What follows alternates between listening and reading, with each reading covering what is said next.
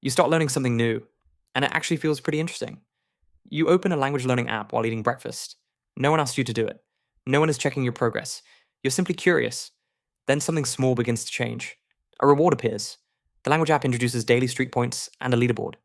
At first, motivation seems to spike. You practice more. But a few weeks later, something strange happens. The curiosity starts to fade. The same activity that once felt natural now begins to feel like an obligation. And when the reward disappears, the behavior often disappears with it. This pattern confuses many people. You would think rewards should increase motivation. That sounds obvious. If someone pays you to do something, wouldn't you want to do it more? But psychologists have studied a surprising phenomenon for decades. In many situations, rewards don't increase motivation. They gradually replace it. And when the reward disappears, the motivation often disappears as well. This psychological phenomenon is known as the Deci Effect. It comes from research by the psychologist Edward Deci, who conducted a series of experiments in the early 1970s to understand what truly makes people want to do something. In the experiment, all participants were given puzzles to solve. There was no reward at first, and most people found the puzzles quite interesting. Then the participants were divided into two groups. One group simply continued playing with the puzzles. The other group was paid to solve them. While the experiment was running, the group receiving payment worked harder. But when the researchers later removed the reward and left the participants alone with the puzzles, something unexpected happened. The people who had been paid lost interest more quickly. The people who had never been paid kept playing longer. The reward had unintentionally changed the meaning of the activity. Once the brain had learned to associate the task with money, the task itself no longer felt as interesting. And this mechanism appears in many places we rarely notice. Think about a hobby you once loved. For example, photography. At first, you simply walk around taking pictures of things that catch your attention. Strange shadows on a wall, a building with an unusual shape, small moments of everyday life. There's no pressure. Then one day, someone tells you, if your photos get enough likes, brands might sponsor you. Suddenly, the activity begins to change. You start thinking about which photos people will like the most. You check your analytics, you compare your posts with others. And the moment engagement drops, motivation drops too. The activity didn't become harder, but it no longer feels like a game. Your brain has quietly turned it into a performance. This shift is exactly what Deci's experiments revealed. Parents sometimes notice it when trying to motivate their children. A child who once enjoyed reading suddenly only reads when there is a reward. When the reward disappears, the reading disappears too. Managers sometimes see the same thing at work. Employees who once took pride in solving problems begin focusing only on metrics connected to bonuses. The deeper reason they started caring about the work slowly fades. That's why the DC effect often feels confusing. Nothing about the activity itself changed, but the brain changed the story behind the activity.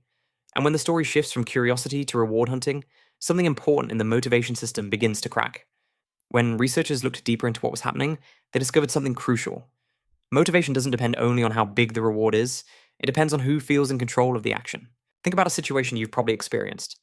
You decide to clean your house on a Saturday morning. No one asked you to do it. You put on music, organize some shelves, tidy a few drawers. It actually feels satisfying. You can see the space changing because of your own decision. Now, imagine a different version of that same situation. Someone walks in and says, you should clean the house today. Nothing about the activity changes. It's the same room, the same tasks, but your internal reaction is completely different. Your brain immediately feels a loss of autonomy. Suddenly the task feels heavier.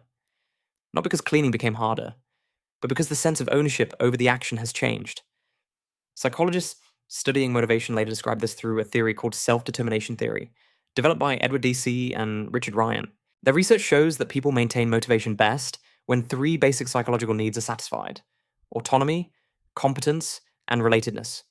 Among these, autonomy is the easiest to disrupt when rewards appear, because rewards quietly change the question your brain is asking. Before the reward appears, the question is simple: do I want to do this? After the reward appears, the brain starts asking, what do I need to do to get the reward? The behavior is now guided by an external system: points, money, rankings, recognition. And once that shift happens, motivation becomes fragile. A child might once feel curious about planets. They ask questions. They read more because it's interesting. But after years of tests and grades, the brain begins linking learning with evaluation. The question becomes, will this be on the test? If the answer is no, attention disappears. The subject itself didn't become less interesting. The motivation system simply changed, and the brain stopped exploring and started performing. This is also why many adults notice something strange later in life. After leaving school or structured environments, they rediscover interests they had forgotten. They read because they want to. They learn new skills because they're curious. The activity is no longer part of a reward system. Autonomy returns. And when autonomy returns, curiosity usually follows. So, what does this mean for everyday life? It means motivation tends to last longer when your brain feels that you own the action. A small change that helps is adjusting the reason behind what you're doing.